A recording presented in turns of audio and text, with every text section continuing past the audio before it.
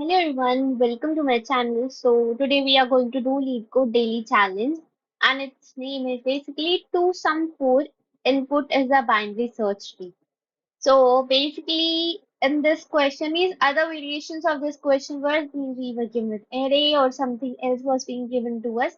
But now in this question we are given with a binary search tree and from that only we are required to figure out that are there two numbers, basically one pair is present which adds up to the target, that is the key value which is being given to us.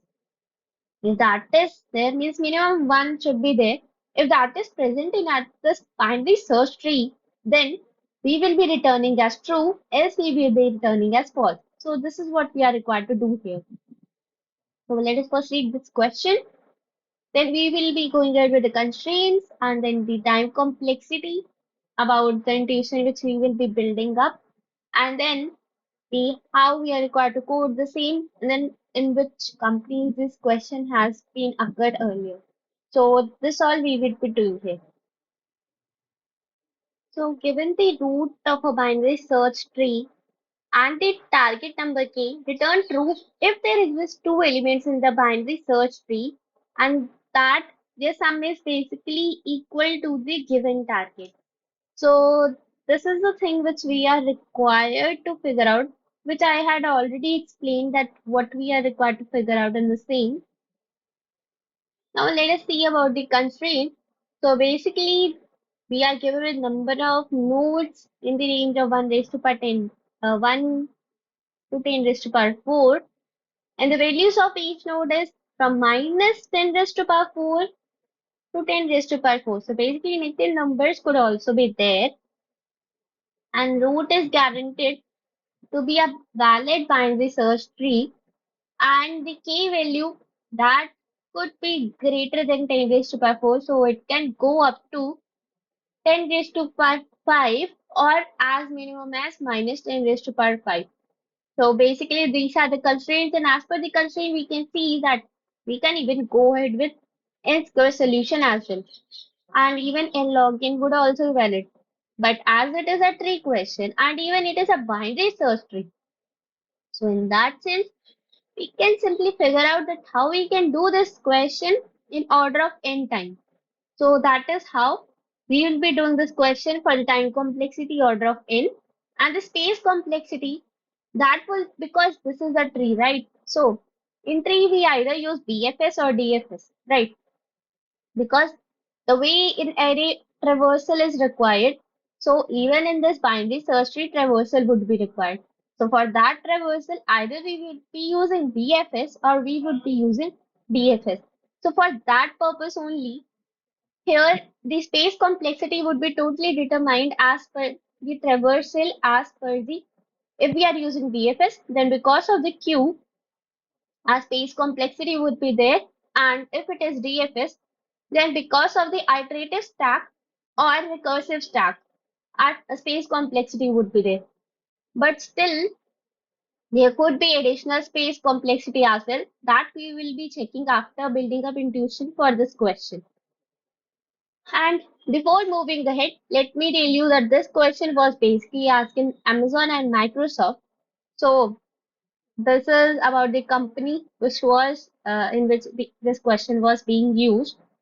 So now let us first build up the intuition for the same, then we will be moving ahead.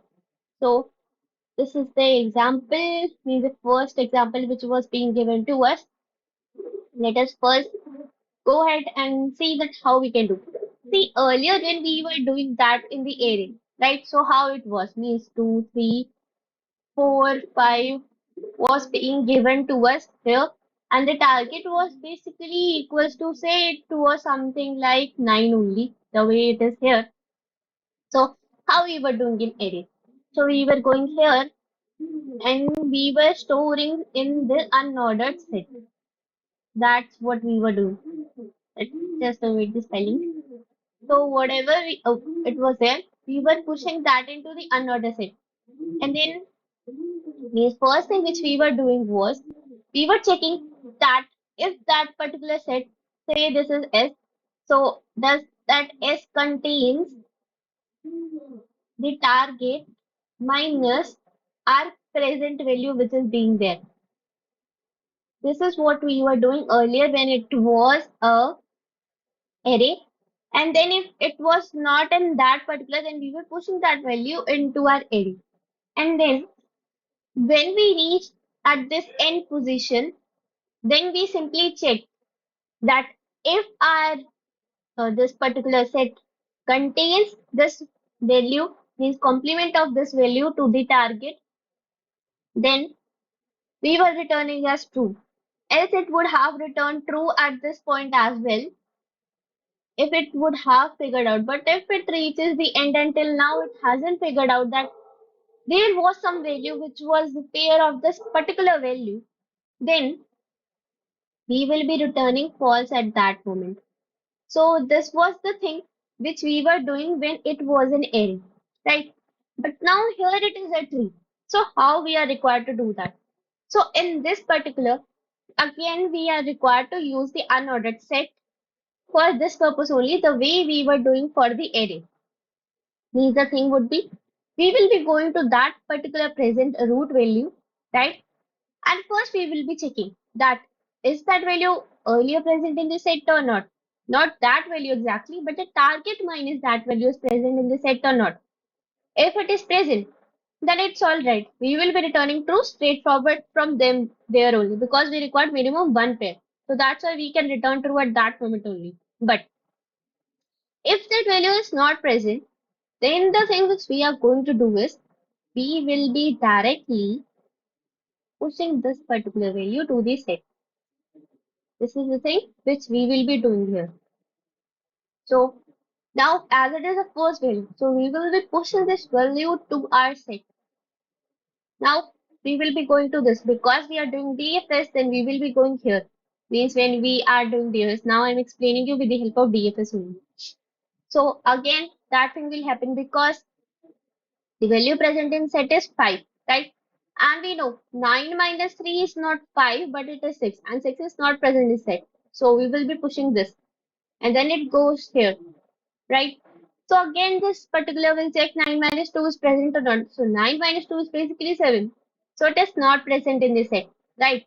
So that's why at this particular moment, we will be pushing this also into the set. Now null is there, right? So it reaches the base case. As it hasn't reached got any particular value, so it will be returning false here. And then again, this will be returning false here. But now it has some calls, right? C is having some call at this particular moment. So now it will check 9 minus 4 will check in the set that 5 is present or not. So when it checks that 5 is already there in set, right? So now this will return true.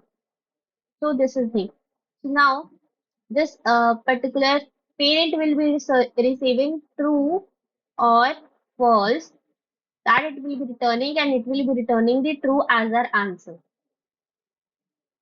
So this is a thing which it will be returning from this particular moment, but it will when it go here also, then also it will be checking the same thing. Means 6 minus 9 minus 6 is present or not. Now it will be getting because 9 minus 6 is 3 which is present now. And then it will be checking 9 minus 7 is present or not. So 2 is present. So again, this will return true and this will also return true. So like this, at the end, this whole will be returning true. So this is the dry run thing for the example. So now let us first revise this the algorithm that what we are required to do. So basically the algorithm for the same would be something like this. That first is we will be having this unordered set, and then the second thing which we are required to do is then as we are going ahead with the recursive function, right? So we require the base case and the option which we are having two options left and right because it is a binary search tree and recurrence relation. These two things we will be requiring here. So our base case would be that if root doesn't exist, that is root equals to null, then we will be returning false at that moment. So this is the one. And the recurrence relation would be something like this, that a function which is being there, and we will be having this target minus whatever the root value is being there. So this is what we will be checking at every moment, and this will be helping us with our recurrence relation as well. And now next comes up, okay, got the start, 1 minute. And now after this we will be checking in whatever these things are there. So we will be checking that thing in our set also, that if that target minus value is present or not. And because of that only, we will be able to determine at the end that yeah, it is present or not. So and that means at the end, what we are going to do here is that at the end we will be returning means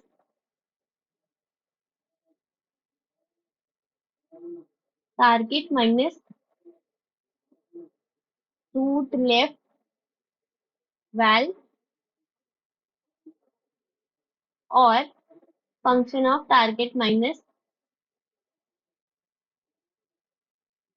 root right of val. So these are the things which we will be going ahead with. And now let us go ahead with the coding part. And in the coding part, I'll let you know that how exactly we are required to code this particular. Because the recurrence relation is somehow this only. And we will be checking in our unordered set. And after checking that thing, we will be moving ahead that if it is present, then we will be returning true, else we will be returning false. So now here's the coding part for the same. Today I won't be coding it. I'll just show you. This was the intuition what I was thinking at the starting, but I've already explained. So now let us go ahead with the coding part for the same.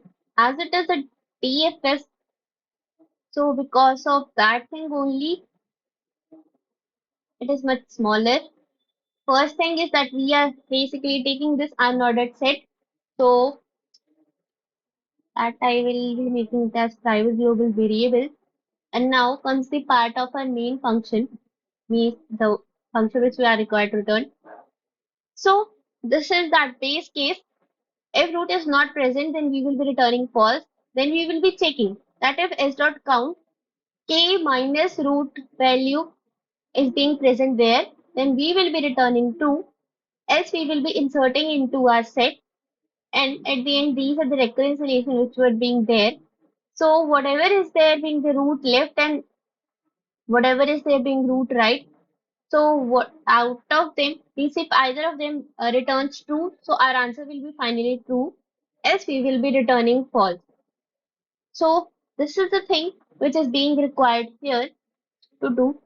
And the time complexity, as now you can see that now the time complexity is order of n, and the space complexity is basically order of n again.